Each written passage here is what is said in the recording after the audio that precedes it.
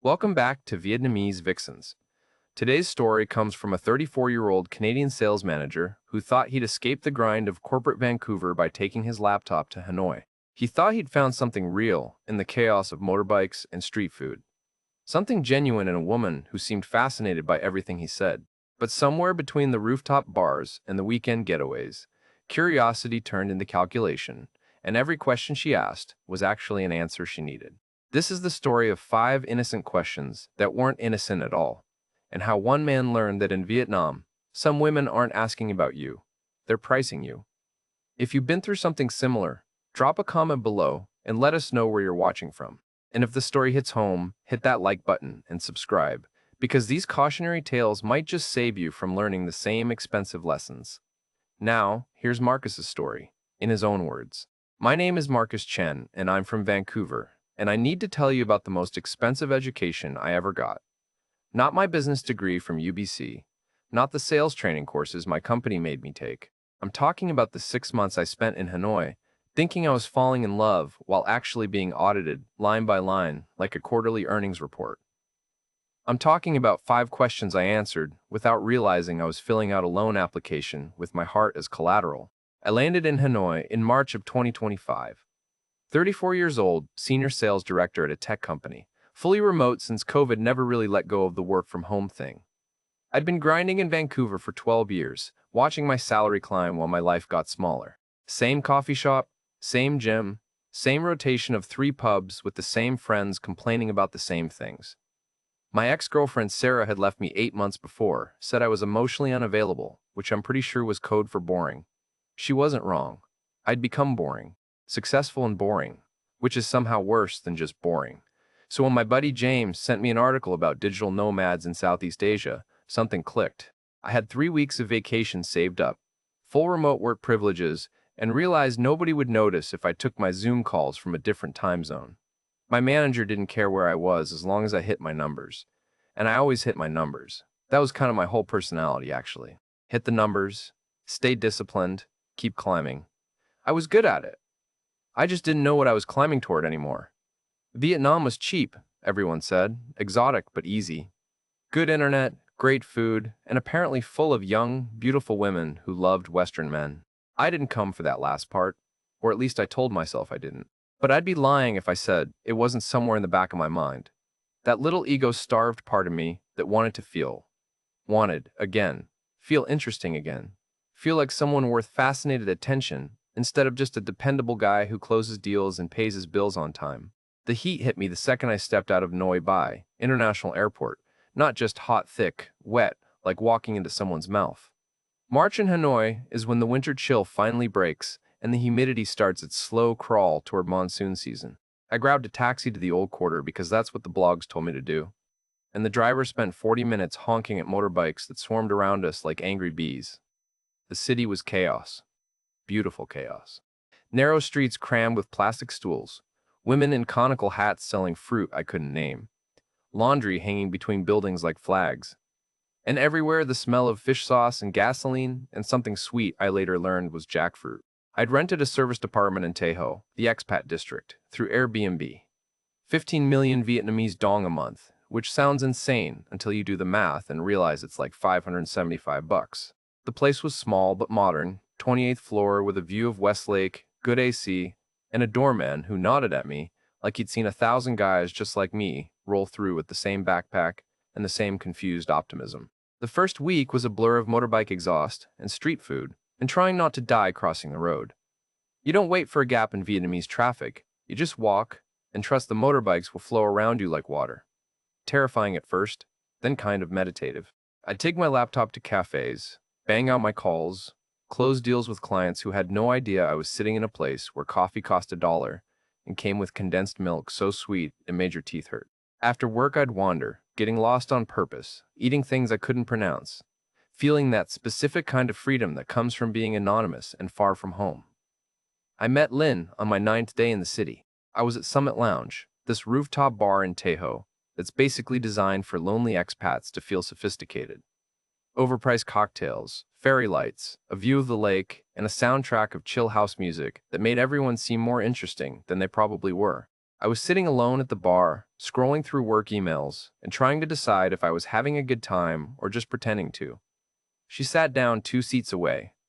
I noticed her immediately, which I guess was the point. Late 20s, long black hair, wearing this white silk top that probably cost more than it looked like it cost. She ordered a mojito in perfect English with just enough accent to sound exotic instead of foreign. I kept stealing glances, trying to seem casual about it, and she caught me on the third look and smiled. "Is this your first time in Hanoi?" she asked. Just like that. Easy.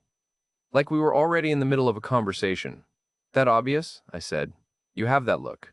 Like you're still surprised by everything." I laughed. Told her, yeah, 9 days in, still figuring it out.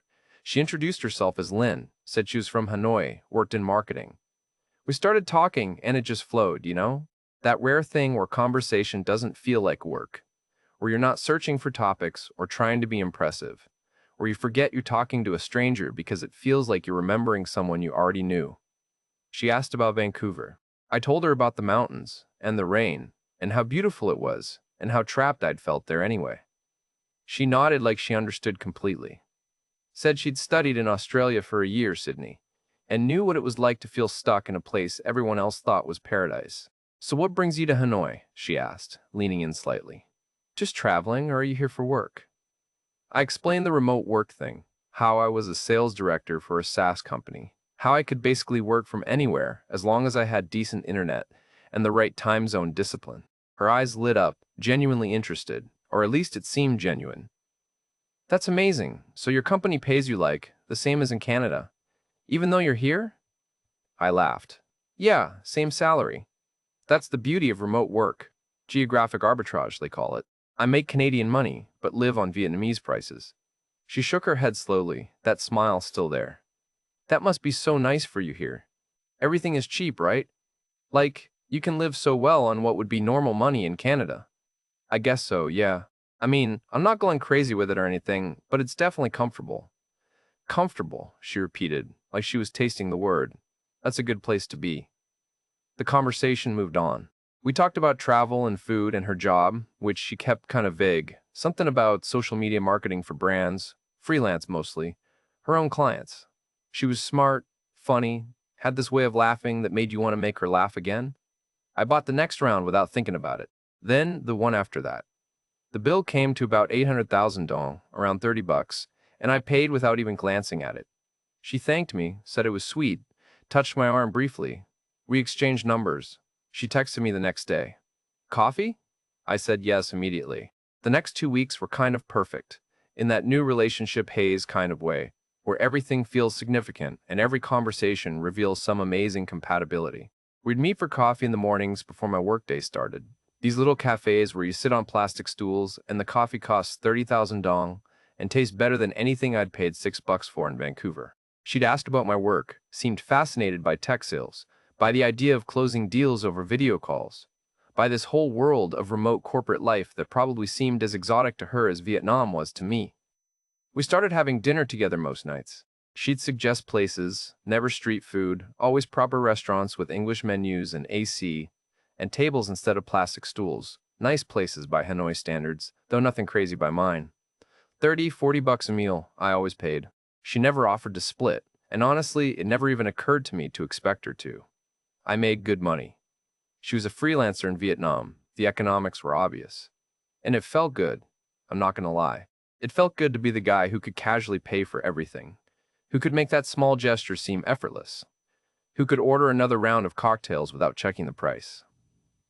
After 2 weeks of dinners and coffee dates and long walks around West Lake, she stayed over. It was easy and natural, and she fit into my space like she'd been there before. We'd lie in bed and she'd trace her fingers across my chest and ask about my life back home. What my apartment in Vancouver was like.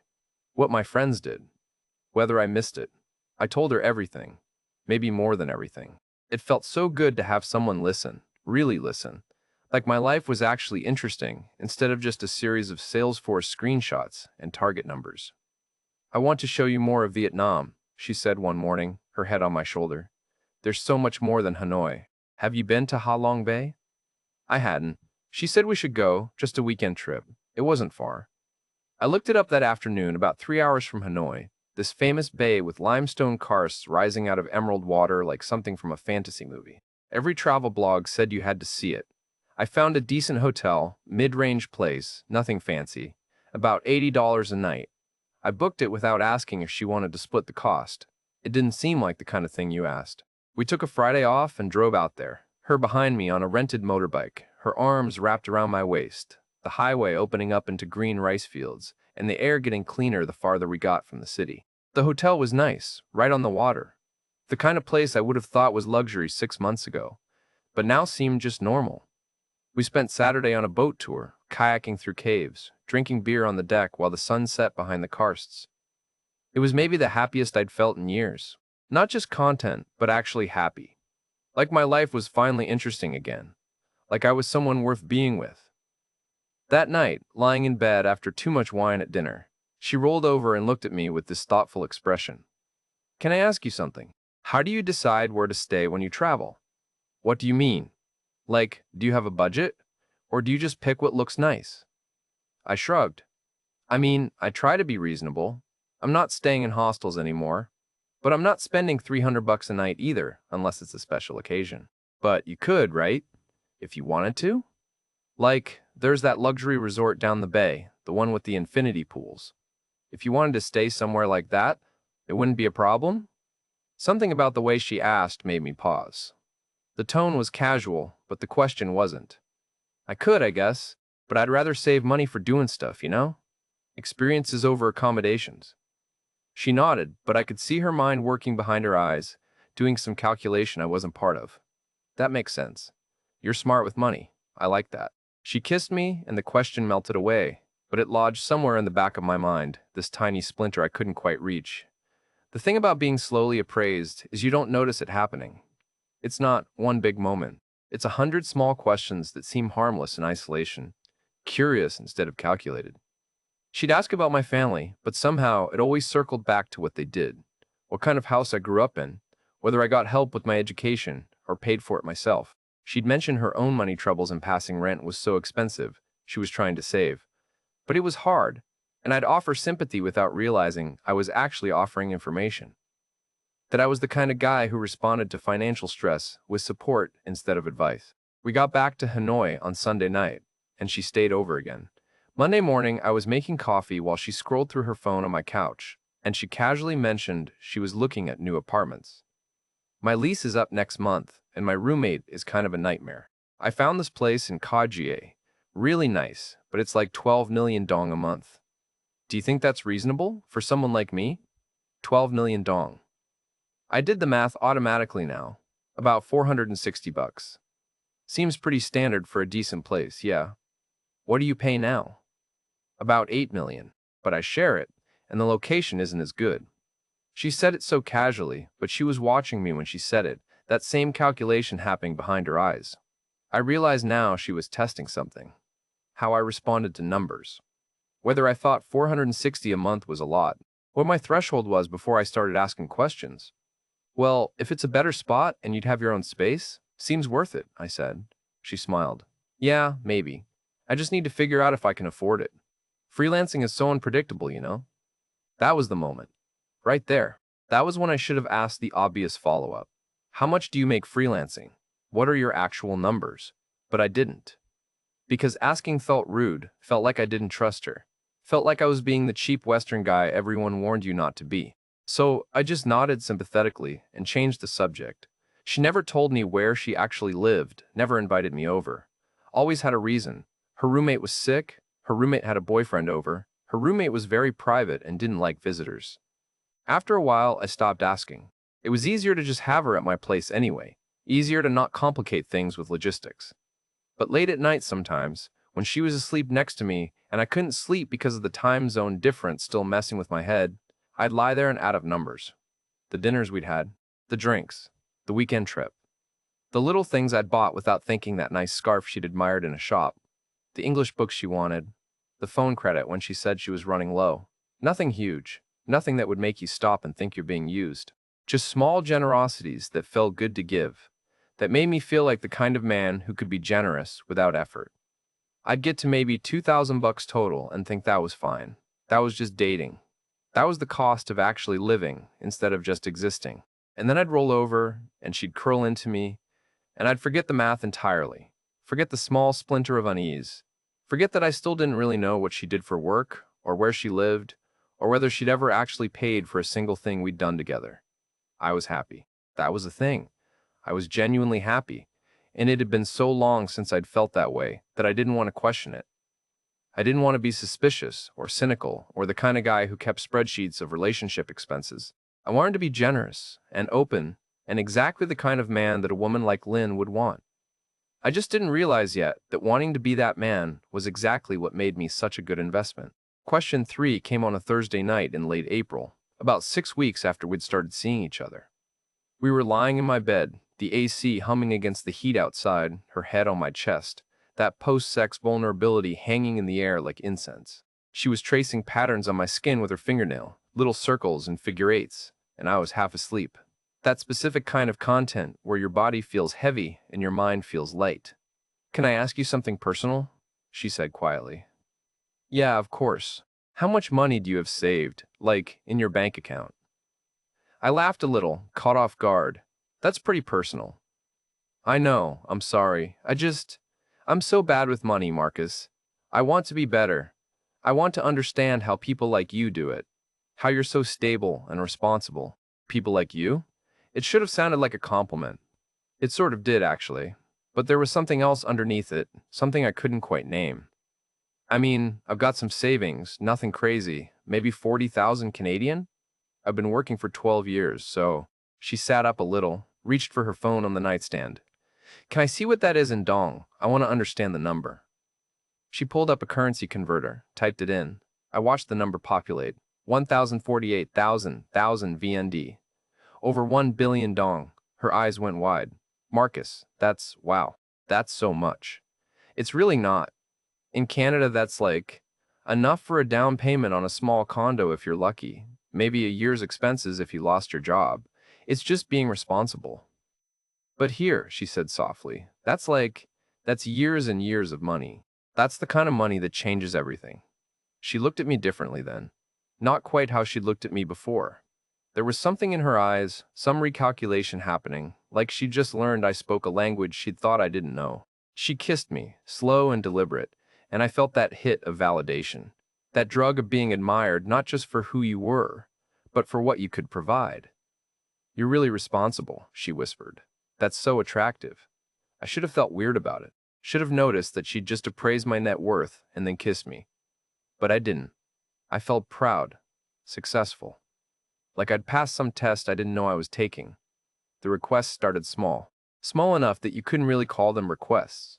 More like problems that I naturally wanted to solve because that's what you do for someone you care about. Her motorbike broke down 3 days later. She called me almost in tears, said she was stranded near the office where she had a client meeting, that the mechanic was quoting 3 million dong for the repair. About a $115. She didn't ask me for money directly, just told me the problem. Let the silence hang there. "I can cover it," I said. "Don't worry about it." "No, Marcus, I can't ask you to. You're not asking. I'm offering. It's not a big deal." I sent her the money through banking app. She thanked me profusely, said she'd pay me back as soon as her next client payment came through. I told her not to worry about it, and she didn't worry about it. Never mentioned it again. The payment back never came, but bringing it up felt petty. Felt like I was keeping score. Felt like exactly the kind of thing a cheap guy would do. 2 weeks later, her grandmother got sick. She needed medicine that wasn't covered by insurance, or maybe Vietnam doesn't have insurance the way we do. I never quite understood the system. 2 million dong for antibiotics and something else I couldn't pronounce. About $75. Again, she didn't ask directly, just told me the problem, her voice tight with worry, and I felt this surge of protector energy, this deep need to fix things. "Let me help," I said. "I can't keep taking your money." "You're not taking it. I'm giving it. There's a difference." I sent the money. She sent me photos of her grandmother in the hospital bed, looking frail and small, and I felt good about helping. Felt like I was doing something meaningful instead of just burning money on cocktails and dinners. But then came the phone. We were at a cafe in Old Quarter, mid-May, the heat starting to really settle into that oppressive monsoon humidity where your shirt sticks to your back the second you step outside. She was frustrated, kept tapping her phone screen, sighing dramatically. What's wrong? This stupid phone. It keeps freezing. I've had it for 3 years, and it's just dying. I looked at a iPhone 11, cracked screen, definitely on its last legs. Why don't you get a new one? She laughed bitterly. With what money? Do you know how much phones cost here? Can't be that different from Canada. The new iPhone is like 25 million dong. That's almost my entire month's income from freelancing. I can't justify that. 25 million dong. I did the math. About 950 bucks. Steep, but not insane. I'd spent that much on a phone before without thinking twice. What if I helped you out? She looked at me, something flickering across her face. Marcus, no, that's too much. It's not too much if you need it for work, right? You said you use it for clients, for social media stuff. It's basically a business expense. I can't ask you to do that. You're not asking. I'm offering. She bit her lip, looked away, and I could see her doing some internal calculation. I'd pay you back, I promise, as soon as I can. Don't worry about it, seriously. We went to the Apple store the next day. She picked out the iPhone 15 Pro, the 256GB model, space black. The bill came to exactly 200,000 dong. I handed over my credit card without hesitating. The guy behind the counter smiled at us, like we were a couple doing couple things. She held the new phone like it was precious. Kept saying thank you, kept saying she didn't deserve this, kept saying she'd find a way to pay me back. She never mentioned paying me back again, not once. And I didn't bring it up because bringing it up would mean admitting I'd expected something in return, would mean I was keeping score, would mean I wasn't actually being generous but just buying something I thought I was owed. The money was starting to add up though. I knew it was. Late at night, I'd do the mental math. 115 for the bike, 75 for the medicine, 950 for the phone, plus all the dinners and drinks and the weekend trip and the little things that didn't seem worth tracking individually. I was probably close to 3,000 bucks in at this point, maybe more. It made me uncomfortable, but I couldn't articulate why. It wasn't about the money exactly. I could afford it. What bothered me was the pattern. The way every problem she had seemed to have a dollar amount attached, and the way that dollar amount always seemed to flow in one direction. But then she'd laugh at my jokes or curl up next to me or tell me I was different from other guys she'd dated, and the discomfort would fade. I wanted to be different. I wanted to be the generous one, the stable one, the one who didn't make women split checks or track expenses or turn relationships into ledgers. Her mother and sister came to Hanoi in early June. Lynn mentioned it casually, said they were visiting from her hometown, somewhere south I'd never heard of, and that they wanted to meet me.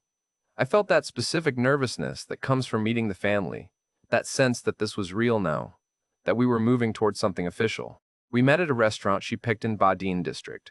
Nice place with cloth napkins and a view of a pagoda. Her mother was in her 50s, stern-looking, dressed formally. Her sister was younger than Lynn, maybe 24, pretty in a sharper way. More makeup, more attention to appearance. They smiled when I arrived, but there was an assessment happening immediately, this sizing up that felt more thorough than friendly. We sat down. The mother didn't speak English, so Lynn translated everything. The questions started immediately. My mother wants to know what you do for work. I explained the sales director thing, the remote work, the tech industry, Lynn translated. Her mother nodded, asked something else. She wants to know about your family. What does your father do? He's a retired civil engineer. My mom was a teacher, high school English. More translation, more nodding. The sister was watching me with this little smile, like she was in on a joke I hadn't heard yet. Where did you grow up? Vancouver, West Side, near UBC. Nice neighborhood, nothing fancy, just solid middle class. Did you go to university? Yeah, University of British Columbia, business degree. And you own a house in Vancouver? No, I rent an apartment. Housing prices are insane there. But I've got savings for a down payment eventually. The questions kept coming, each one feeling less like getting to know me and more like filling out a loan application. What kind of car did I drive back home? How much was my rent? Did I have other properties? What were my parents' assets? It was invasive, but I couldn't say that. Couldn't seem defensive or weird about normal family questions, even though these didn't feel normal at all. The food came. Seafood dishes I didn't recognize, expensive-looking presentations. We ate mostly in silence, the mother watching me, the sister watching her phone, Lynn translating occasional small talk that felt like filler between the real conversation. The bill came at the end. 8 million dong. About 305 bucks. Everyone looked at me. Not obviously, not aggressively, just this collective expectation that settled over the table like humidity. I pulled out my wallet, paid with my card, smiled like it was nothing. The mother said something to Lynn. She says thank you for the lovely meal. She says you're very generous. It's my pleasure. More Vietnamese between them. Lynn looked slightly embarrassed by whatever was being said. I asked her what. She's asking about your family background, about what kind of house you grew up in, what kind of education your parents gave you. Tell her it was a good childhood, stable. My parents worked hard, saved money, made sure I had opportunities. Lynn translated. Her mother nodded slowly, said something else. She says you come from good family, good education, stable background. She says these things are important. I nodded, feeling weirdly validated, like I'd passed some test. Later, much later, I'd realize it wasn't validation. It was appraisal. She wasn't complimenting my family. She was confirming their net worth, their social position, their ability to provide generational stability. She was doing due diligence. We left the restaurant and said goodbye to her mother and sister. They were staying at a hotel nearby. Lynn seemed relieved when they left, like she'd been holding her breath through the whole dinner. That went well, I said. Did it? I thought so. Your mom seemed to approve. She laughed, but it sounded hollow. Yeah, she definitely approves. Something in her tone bothered me, but I couldn't pin it down. We went back to my place. She was quieter than usual, scrolling through her phone while I worked on some emails. After a while, I noticed she was looking at real estate listings. What are you looking at? Just apartments. Daydreaming, I guess. I came over, looked at her screen. Luxury condos in Tao Dien, the expensive expat area. Swimming pools, gyms, concierge service. The prices were in billions of dong. Those are nice, I said. Too expensive for me. I was just looking. She kept scrolling. I went back to my laptop. But 10 minutes later, she spoke up. Can I ask you something? Sure. If you were going to buy an apartment here, in Vietnam, how much could you spend? Like, what would your maximum be? I looked at her, confused. I'm not buying property in Vietnam. I'm only here temporarily. I know, but hypothetically. Like, if you decided to stay longer or buy an investment property, could you afford something in Tao Dien? Those are like 5 billion dong, maybe $190,000. Or would it have to be somewhere cheaper? The question hit different than all the others. It was too specific, too pointed, too clearly calculated. This wasn't curiosity. This was planning. Why are you asking me this? She shrugged, didn't look up from her phone. Just curious. You never want to talk about the future. What future? Our future. What this is. I didn't know this was a conversation about buying property together. It's not. I'm just asking what you could afford. Is that so weird? It was weird. It was absolutely weird. But saying that felt like admitting something I didn't want to admit. Like opening a door I wanted to keep closed. I mean, I could probably afford something in that range if I wanted to. But I don't want to. I'm not staying in Vietnam permanently. But what if you did want to? I don't. But if you did. Lynn, what is this actually about? She finally looked at me, and there was something hard in her eyes, something calculating that I'd maybe always been there, but I'd chosen not to see. I'm just trying to understand what kind of life we could have together. If you wanted that. That's normal, isn't it?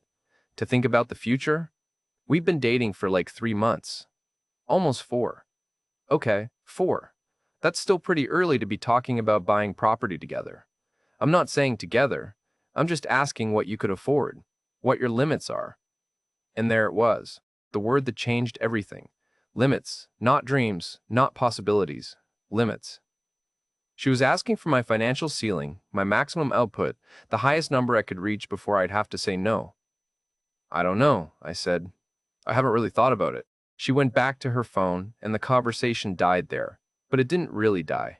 It just went underground, festering, and I lay awake that night next to her, listening to her breathe, doing math in my head. $3,000, maybe $3,500. The dinners, the gifts, the loans that weren't loans, the motorbike repair, the medicine, the phone she'd never mentioned paying back, the restaurant bill with her family that I'd been expected to cover without discussion. All of it adding up, accumulating, building towards some number I hadn't agreed to but was apparently obligated to reach. I thought about my friend Tyler back in Vancouver. We'd been on a video call 2 weeks earlier, and he'd asked how things were going with the girl. I'd told him great, showed him a picture, and he'd whistled low. Dude, she's gorgeous, What's the catch?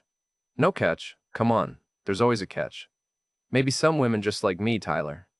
I'm not saying she doesn't. I'm just saying, be careful, man. You're telling me about all these dinners and gifts and trips, and I'm just doing the math here. How much are you spending on this girl? I'd gotten defensive. It's not like that. She's not using me. Life is harder here.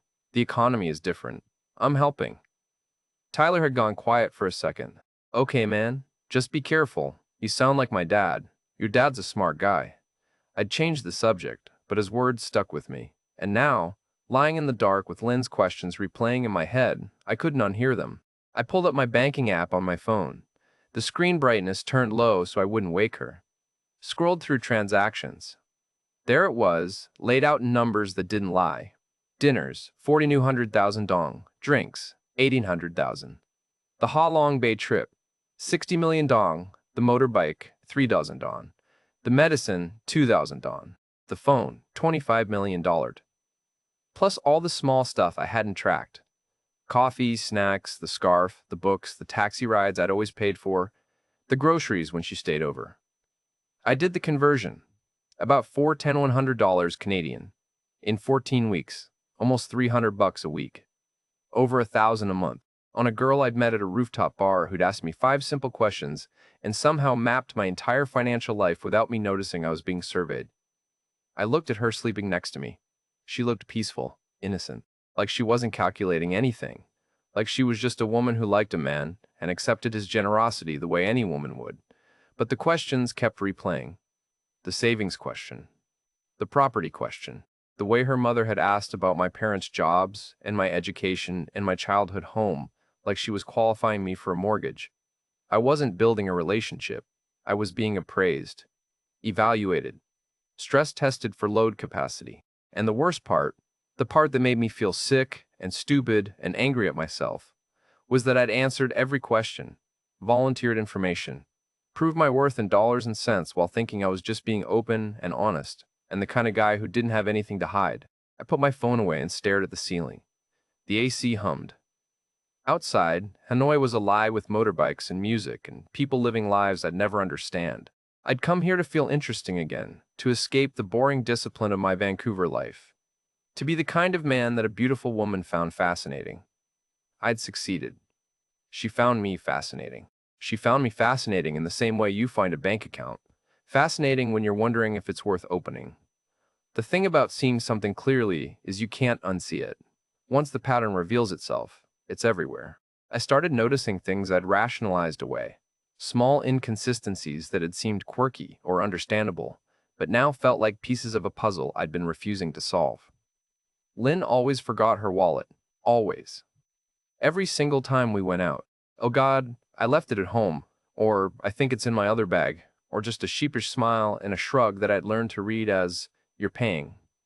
It happened so consistently that it couldn't actually be forgetting anymore.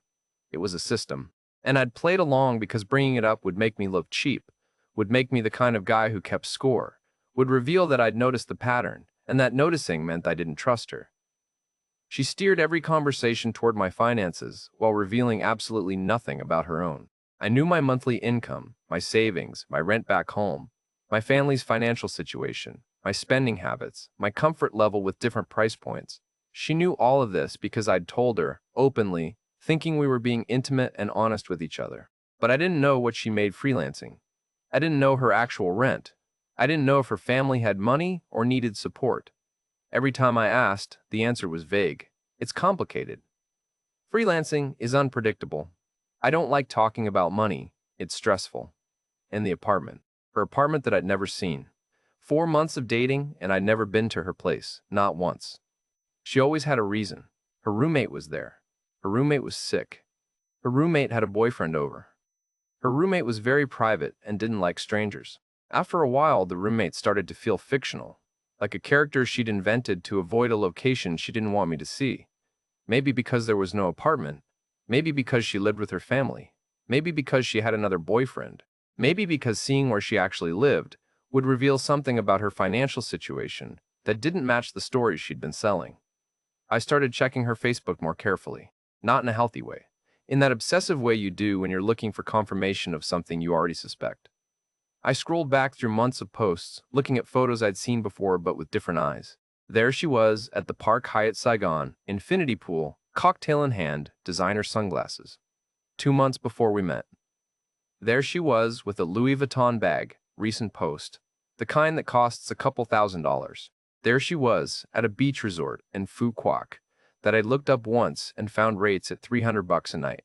Multiple phones on the table in one photo, all iPhones, all recent models. The timestamps told the story. Most of these luxury posts were recent, within the last few months, since we'd started dating. The nice dinners, the designer items, the expensive trips, all showing up on her Instagram like evidence of a lifestyle that didn't match. Struggling freelancer who can barely afford rent. And I remembered something she'd said once, casually, about her previous phone that had been stolen. But she'd bought the iPhone 15 with my money, said she'd been using the iPhone 11 for 3 years. So where had these other phones in her photos come from? The inconsistencies were piling up, but I still didn't want to see them. Didn't want to be that guy, that suspicious, jealous guy who stalks his girlfriend's social media looking for proof of betrayal. But I was also starting to get angry. At her, but mostly at myself. For being so goddamn eager to be the generous guy that I'd never stopped to ask if generosity was actually what was happening here. The breaking point came on a Wednesday in late June. We'd been together almost 4 months. We were at a Vietnamese restaurant in Hai Va Trung district. Nothing fancy, actually kind of cheap by my standards. I'd been in a weird mood all day, doing mental accounting, thinking about Tyler's warning, thinking about the money flowing out of my account like water from a tap I'd left running. The bill came 20 million dong, about $46. Not expensive, totally reasonable. But something in me snapped. Want to split this one? I said, trying to sound casual. She looked at me like I'd suggested something obscene. What? Split the bill. You know, go halves. I thought you said money wasn't a problem for you. It's not a problem, I just thought, you're making like 10 times what I make and you want me to split a dinner bill. I'm just trying to be more careful with money lately. Her face hardened. The softness that was usually there, that girlfriend's sweetness, just vanished. Careful with money. Right. Because 1 million dong is so much money for you. Because this meal is going to bankrupt you. That's not what I'm saying. Then what are you saying, Marcus? That you're tired of paying for me? That I'm too expensive for you now? I'm saying it would be nice if things felt a little more balanced. She laughed, but it was bitter, sharp. Balanced. You want balance. You're a foreigner making foreign money in a country where everything is cheap for you, where your salary goes 10 times further than it would at home. And you want me, a Vietnamese woman making Vietnamese money, to split bills with you 50-50 so things feel balanced? That's not. You know what's not balanced? The fact that you can work from a laptop and make more in a day than I make in a week. That's not balanced. But you want me to pretend we're equals? To pretend like money means the same thing to both of us. I felt myself getting angry too. If money is so tight for you, maybe you shouldn't have needed a $1,000 phone. Her eyes narrowed. You offered to buy that. You cried and said you'd pay me back. And I will, when I can. It's been 6 weeks, Lynn. So you were keeping track. All this time, acting like it was no big deal. Like you were being generous, and you were actually keeping a fucking ledger. That's not fair. What's not fair is you pretending to be generous and then throwing it back in my face the second you feel like I'm not grateful enough. We were both quiet for a second. The restaurant noise filled the space between us. Someone laughed at another table. A motorbike honked outside. Are you going to pay the bill or not? She said finally. Something about the way she said it, the expectation, the certainty that I would cave, that I'd feel guilty and embarrassed and pay just to make this tension go away. It made me furious. Yeah, I said, I'll pay it. I put my card down. The waiter came, processed it, brought it back. We left in silence. She didn't thank me. We walked toward where I'd parked the rented motorbike. She walked a few steps ahead of me, arms crossed, radiating anger. I wanted to apologize even though I didn't think I'd done anything wrong. That's how good she was at this. At making me feel like the bad guy for asking a simple question. Can I ask you something? I said when we got to the bike. What? How much do you actually make, freelancing? What's your actual monthly income? She stared at me. Why does that matter? Because I've been with you for 4 months and I have no idea. You know everything about my finances. I don't know anything about yours. That's because I don't interrogate you about money like it's some kind of test. You literally asked me how much I had saved. That was different. How? It just was. Tell me what you make, Lynn. Just give me a number. She looked away, jaw tight. It varies. Maybe 8 or 9 million a month. 8 million dong. I did the math instantly now. Automatic. About $305. She'd said her rent was 8 million. So her entire income went to rent. That made no sense. Unless she wasn't paying 8 million in rent. Unless she'd lied about that too. Where do you live? I asked. What? Your apartment. Where is it? What's the address? Why do you need to know that? Because we've been dating for 4 months, and I've never seen where you live. Because every time I ask, you have an excuse. Because nothing you're telling me makes sense. You don't trust me. I'm starting not to. She grabbed her bag tighter. Take me home. Okay. What's the address?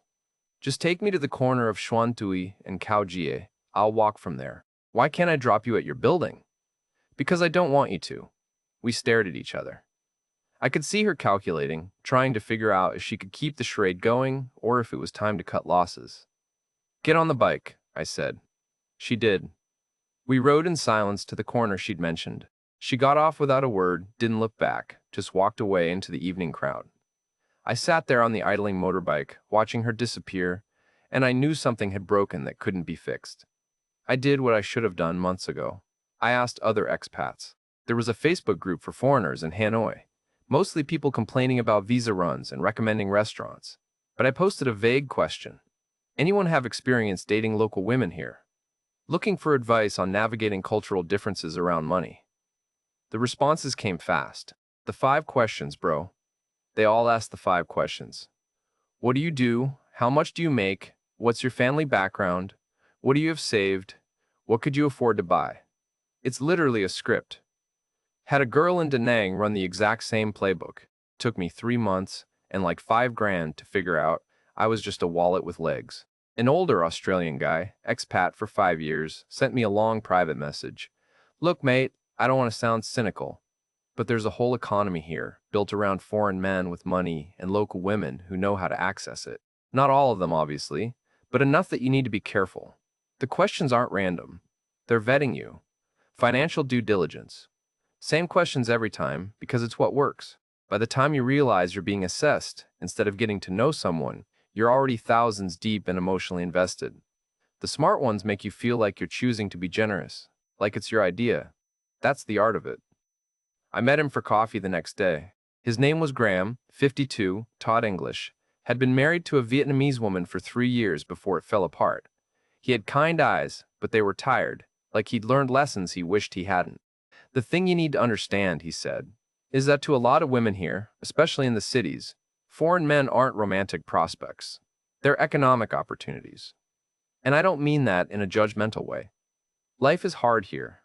Average salary is maybe 300, 400 bucks a month.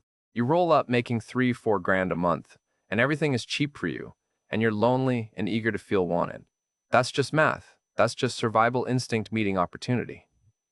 But she seemed genuinely interested in me. I'm sure she was. Interest and calculation aren't mutually exclusive. She can like you and also see you as a financial solution. Most of them do both. They're not evil, mate. They're just practical. You think you're building a relationship. They think they're building a retirement plan. So what do? You decide if that's the relationship you want. Some guys are fine with it. They know the score. They're okay with the transactional nature. They get companionship and sex and someone to show them around.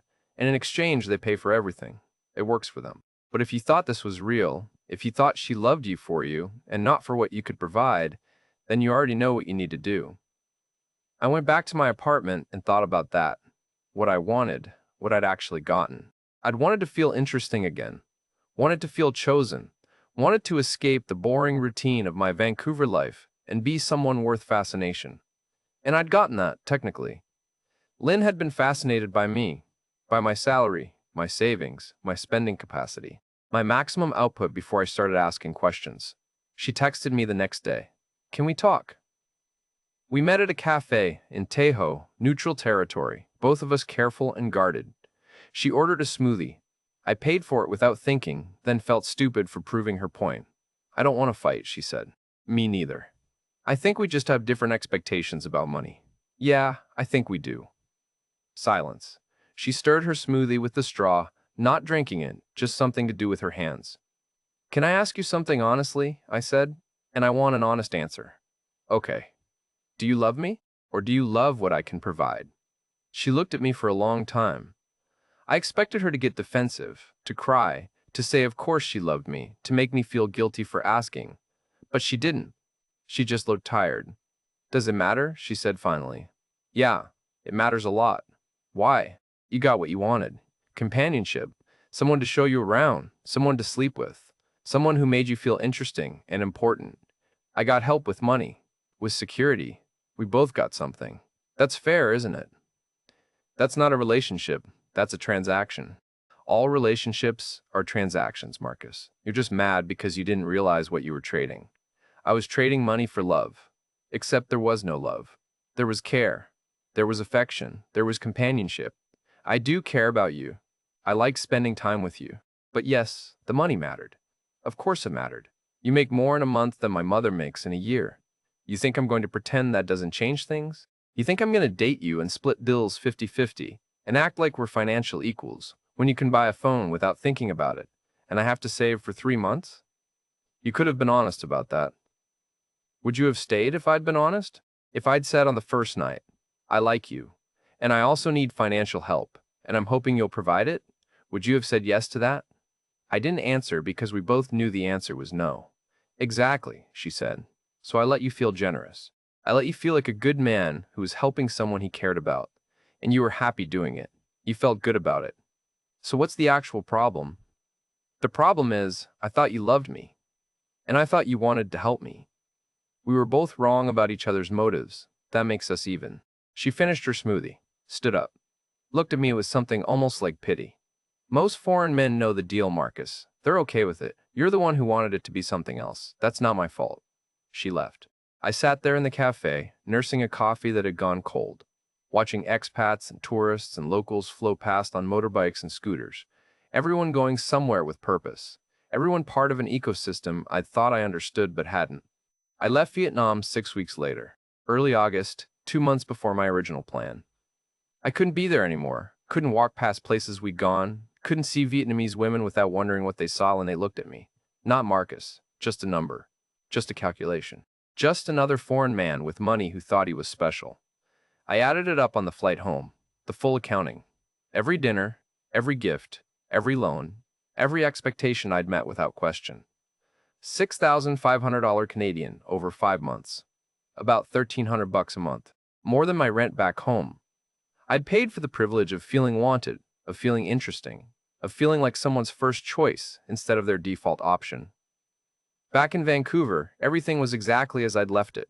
Same apartment, same job, same friends, same routine. Tyler asked how it went. I told him it was educational. He didn't push for details. My parents asked if I'd had fun. I said yes because the truth was too complicated and sad to explain over Sunday dinner. I was back to boring, successful, and boring. Doing my job, hitting my numbers, living the disciplined life I tried to escape. Except now I had a $6,000 reminder that escaping yourself doesn't work when you bring yourself with you. I'd gone to Vietnam looking for someone who found me fascinating, and I'd succeeded. She'd been absolutely fascinated by my net worth, my salary, my capacity to provide. She'd asked all the right questions, and I'd answered them like a good student, never realizing I was taking a test I couldn't pass. Because passing meant proving I was worth more than I could afford to give. The thing that haunts me isn't the money. I can make that back. The thing that haunts me is how good it felt while it was happening. How validated I felt. How generous. How needed. She made me feel like the man I wanted to be, and all it cost was never asking what she actually wanted me for. The 5 questions should have been the warning. They weren't curiosity. They were recon. And I gave her every piece of intelligence she needed to run an operation I thought was romance. I hear Vancouver is really beautiful this time of year. I guess I'm about to find out if that's actually true or just something we tell ourselves to justify the rent. Welcome back. That was Marcus's story, and if it sounds familiar, you're not alone. The 5 questions aren't unique to Vietnam. They're not even unique to Southeast Asia. They're just clearer there, more direct, less disguised by Western dating conventions that pretend money doesn't matter when it always matters, just differently depending on where you're standing and what you're looking for. Marcus thought he was building a relationship. Lynn thought she was securing resources. They were both right about what they were doing and both wrong about what the other person wanted. The tragedy isn't that she asked the questions. It's that he answered every single one without ever once asking what she wanted him for. He wanted to feel generous so badly that he never stopped to wonder if generosity was what was actually happening, or if he was just renting someone's attention at market rate. If you've been through something similar, in Vietnam or Thailand or the Philippines or anywhere else where economic disparity makes dating feel like negotiation, drop your story in the comments. Tell us where you're watching from. Tell us what questions you wish you'd asked before you paid for the answers. And if you're planning to date abroad, remember this: when someone is more interested in your capacity to provide than your capacity to love, you're not being chosen. You're being appraised. Learn to tell the difference before you pay tuition to the same expensive school. Marcus did.